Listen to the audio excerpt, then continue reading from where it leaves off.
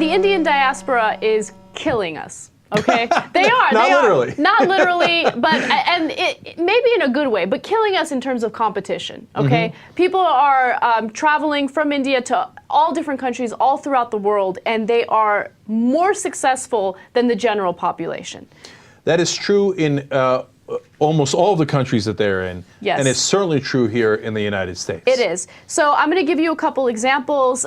Put up the graphic. It's Indians versus general population of the United States. Just to give you an example of how much they're better in terms of education and employment. So the Indian diaspora in the U.S. is only 1%, except when it comes to graduate school population in the top universities in the United States, they make up 13% of the population. By the way, they're not even close to 1% of the population. They're less than 1%, and they have 13%. That's a giant number of the graduate students.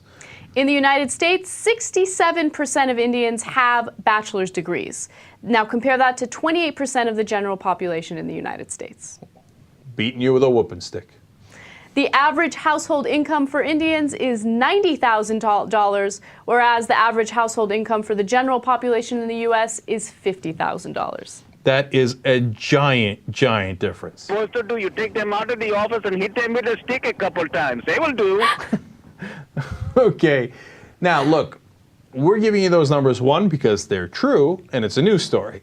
Two, because it's not because the South Asians are a better race or anything like that. When you go to India, some of the numbers are disastrous. 40% of the population lives for $1.25 a day or less, okay? And their life expectancy in Mumbai is 56 years old. It's disastrous. It's obviously not genetic. It's not a race thing. It's not any of that. It's that in the diaspora, in the Indian community, there is this work ethic. There's an expectation of going to school and doing exceedingly well. And then what they have actually above even other Asians is they're more willing to start their own businesses, right? More initiative, et cetera. It's a great combination. It's a great cultural combination that they have going, and that's why they have success. So what I'm saying is the rest of us should all learn from that, right? So if a culture does something right, that's awesome.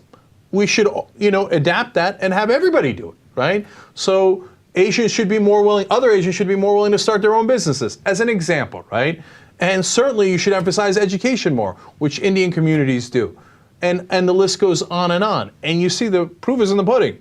50,000 versus 90,000. As an average, they're nearly doubling the average. That's unbelievable. So there's something to be learned there. And look, it goes to what I say all the time, which some people take to be controversial. Culture matters. And sometimes you have the wrong culture, sometimes you have the right culture.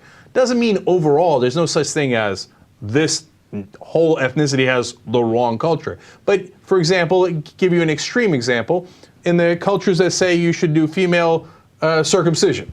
Well, that culture is wrong, right? In that specific instance, right? And when you say, hey, you know what, you should get a really good education, that culture is right. So let's learn from what we do wrong, let's learn from what we do right.